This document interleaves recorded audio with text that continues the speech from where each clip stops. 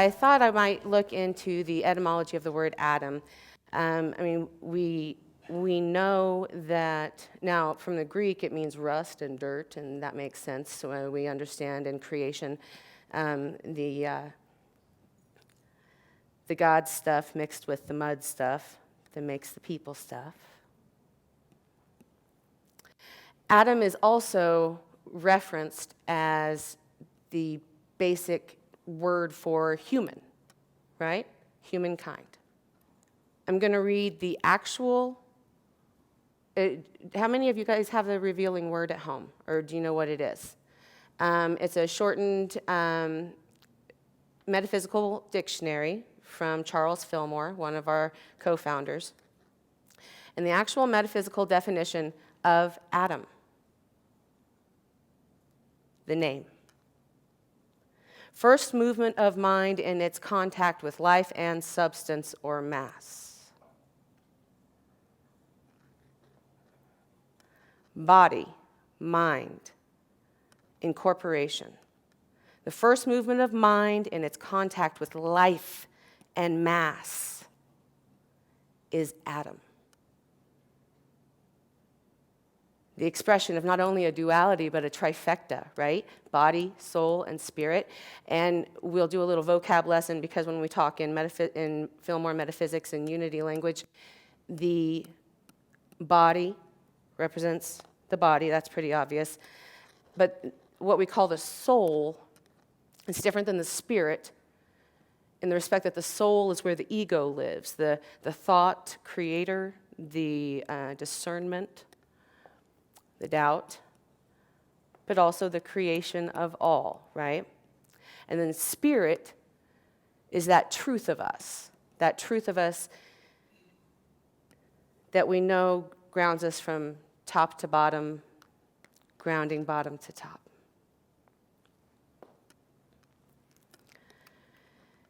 There is a quote from Carl Sagan that is too similar to avoid. We are a way for the cosmos to know itself. To know itself. So then I had to look up the etymology of the word cosmos, and guess where cosmos comes from? What's the power of the month? Order. Cosmos means order. So Hasselbeck tells us in our power of order, and think of this in your creative principle. You know, when Art introduced us this morning and referenced the correlation between order and creation, it is no accident. They go together. They're required to go together. And it was in looking at one of my textbooks earlier this morning that I was reminded where it actually says co-creation working with order. Heart-centered metaphysics. Take your classes, get your books. I promise it'll light up your heart. So I'm going to look over the last couple principles. We have God is absolute good everywhere present, presented by Art Handy 2 weeks ago. Humans are created in God's image. Our very essence is divine. Therefore, we are inherently good. Sam did an exceptional job last week of talking about this. Today's third principle. We create our life experiences through our thoughts, feelings, and beliefs. This is often simplified down into I create. But I have capitalized co-creation because it is an angle, a metaphysical angle of creation that is critical to acknowledge. One of the efforts in unity is to always work towards a oneness vocabulary, oneness consciousness, unity. There is paradox in that. By discussing and requiring unity, what have we acknowledged? There was something separate to begin with. And it's cool. It's what it is. It's the body, it's the soul, and it's the Spirit that connects us all. As I looked at different principles, because it is the principles are written in different ways in different Unity spiritual centers. And so here were a couple, and I want you can look over them yourself and see if there's one that resonates with you and how they're a little bit different from each other. And that's important. Unity is a practice of bringing paths together, even when it's within your own club. I go to the other Unity websites and boom, here's all these different versions.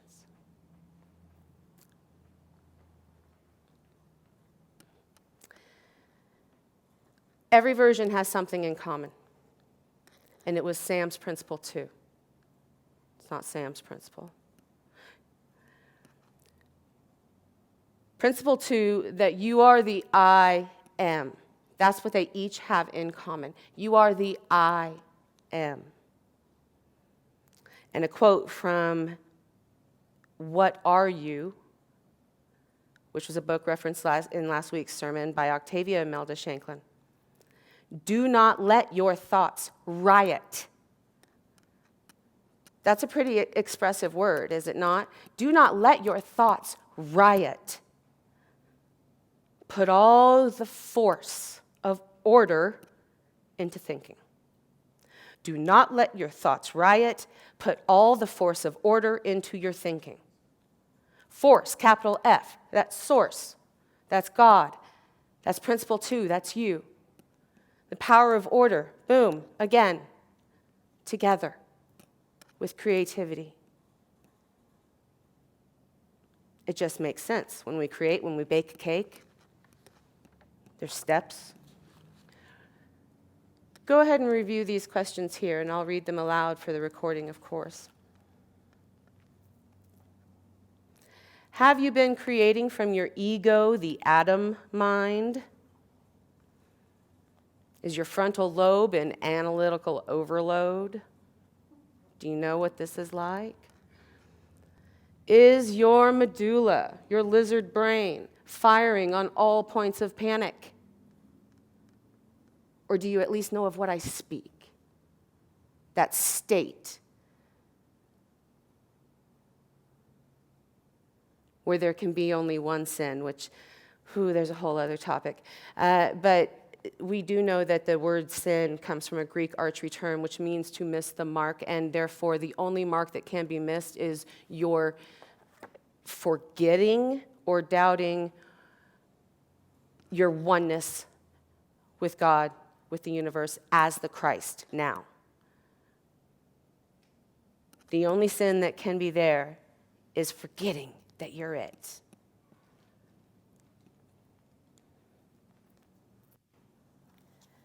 Have you tried co-creating with the truth of you? And what did we say the truth was? The Spirit, right? We know this. What connects each one of us. Did you forget that you are atomic? Really, I'm asking. How many of you guys wake up in the morning and you thank your body for every little cell, that it's healthy, that you're creating all these cells of new life?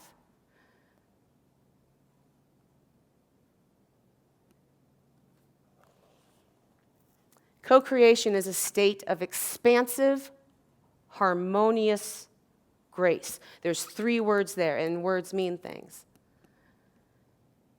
Expansive, unlimited. Harmonious. In working in co-creation, you know what harmony means to you, what it sounds like, what it feels like. And grace. The power of forgiveness and ultimate love for yourself and for others. I think it's important here. I'm not asking these questions to make you go, oh gosh, yeah, I felt that way, and I should feel any shame about it. There is a whole section in Practical Metaphysics by Eric Butterworth titled, Even Jesus Had Negative Thoughts. And a lot of times we don't think about it like that, like, oh, he was the perfect one, he was the enlightened one. He spent 40 years in the desert battling separation. The devil, Satan, whatever, division, opposition, knowing it was not the truth of him, and it still was 40 years. That's how much he's a human and how much you know that you can connect to him as well as other spiritual leaders, but to him in the knowledge and the stories we have.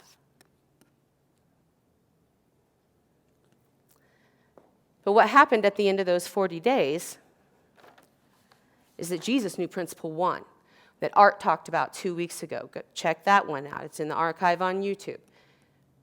Jesus knew principle 1, which is God is. God is. God is. God is not a barrier or a boundary or a block.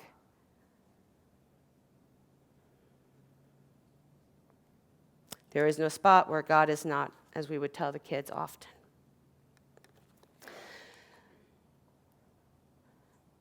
So I think we've drilled this body, mind, soul thing pretty well, have we not? Is everybody in agreement? Begin to see yourself as a soul with a body rather than a body with a soul. So we agree you are a co-creator, a body with a soul in spirit. All right, awesome. So it's all up to you. No pressure. Unity's third principle goes along with Don Miguel Ruiz's second agreement in a really great way. And if you guys haven't explored his spiritual books, you should check them out as well. They go well with our principles. The third principle, again, I create my experiences by what I choose to think and what I feel and believe. The second agreement states, don't take anything personally. What keeps us from creating? What keeps you from showing up? It's the fear, isn't it? It's the fear. So-and-so is going to think this. So-and-so is going to judge me. You know what? It's none of your business because it's happening. And you're doing it too. So we let that side of our soul, the changeable, egoic side that we can choose to level up within, and we do not take it personally after we have expressed our fullness of Christ, fullness of the Christ. So, wow, you create all of it. It's a pretty wow thought, hence the wow.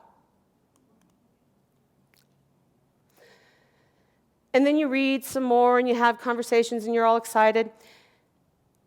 And we enter into a bit of a whoa state. I'm going to reference some Unity and New Thought authors here. It's not our job to set things right, but to see them rightly.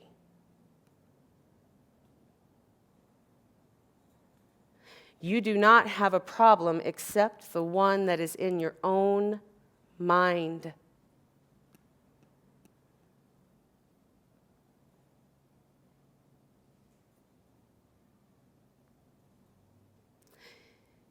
Unity taught me about integrity like nothing else has touched my soul before. And so owning that, whoa, you do not have a problem except the one that is in your own mind. In a biblical exploration, all of us with unveiled faces, seeing things rightly, taking off the glasses of fear and judgment. All of us with unveiled faces, seeing the glory of the Lord. Glory again, revealing word, realization of divine unity. Glory is the realization of divine unity. Now, don't get caught up in that whole unity requires dualism, which actually there's isms within the isms, which if you're typing that word, your spell check doesn't like it. With unveiled faces, seeing the glory of the Lord as though reflected in a mirror. You're being transformed into the same image from one degree of glory to another. From one realization to another, and those are creative thoughts, are they not? That's the definition. You created your elevation. You leveled up. You are limitless, which leads us to, uh-oh,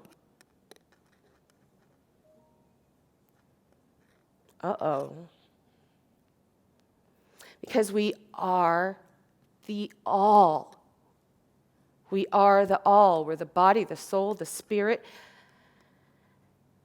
And when we break it down, though, when we research or we do some self-inquiry into what serves us best or how things show up, I love Brene Brown's reference to ego as my hustler. Ego is what I want you to see. Ego is what I want to get from you, from this. Ego is what I think I need to create. Create, not co-create. You can create and create and create and create until you implode. As in my personal testimony I could share with any of you sometime. Because I created the heck out of some amazing opportunities. But I was not in co-creation. I was not in co-creation until how's this for a commercial? Until I came to unity.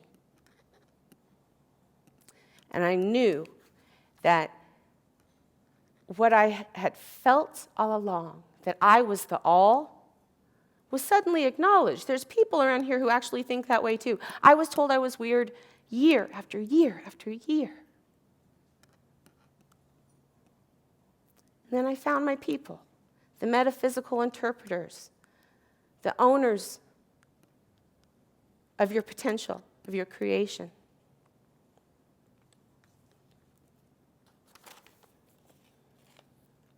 For those of you I know are in touch with A Course in Miracles, I want to throw in for you guys, if you want to write it down, A Course in Miracles number 45.2. I didn't make a slide for this, but it's beautiful. You think with the mind of God, therefore you share your thoughts with it, as it shares its thoughts with you. They are the same thoughts because they are the thought by the same mind, capital M. To share is to make alive, to make one. Nor do the thoughts you think with the mind of God leave your mind, because thoughts do not leave their source. And therefore your thoughts are in the mind of God as you are, and they are in your mind as well, where it is. As you are part of this mind, so are your thoughts part of its mind. Now, how was that for a whole lot of mind and ha-na-na-na-na? But speak to it, any of our Course in Miracles students here in class, and they will tell you what these passages and these exercises do for them and how well it lines up with our unity teachings. How many of you guys are familiar intimately, like you've actually read them? Either of the Fillmores, or any of the Fillmores. Okay, awesome. Then you know there's a difference between them. There's a big difference.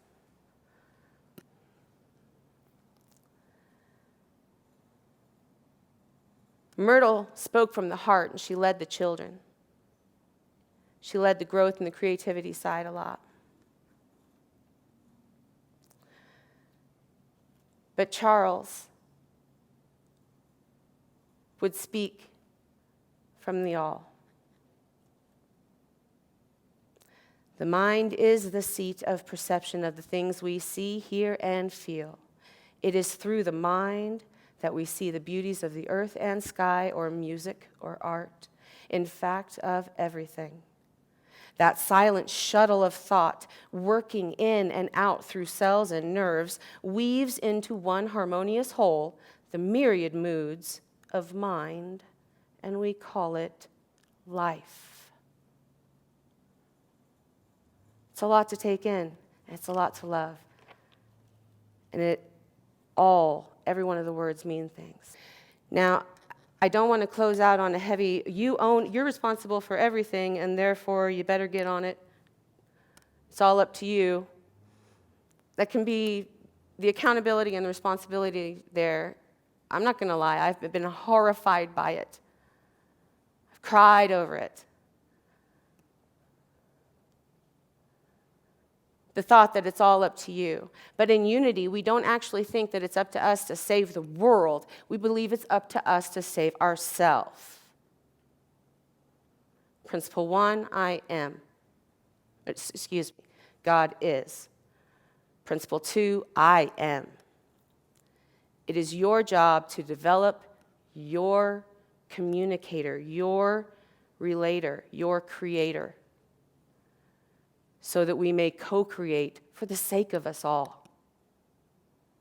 So let's go out on a creative high note, and please, I invite you to reflect upon ways that you can be creative in your world. I talked this whole time about your ownership as a creator, yet there's that other side of the word, creativity.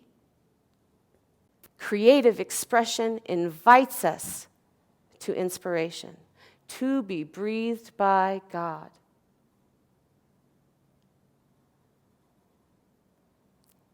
In your hobbies, in your talents, in your families, in what you are creating, you are the breath of God.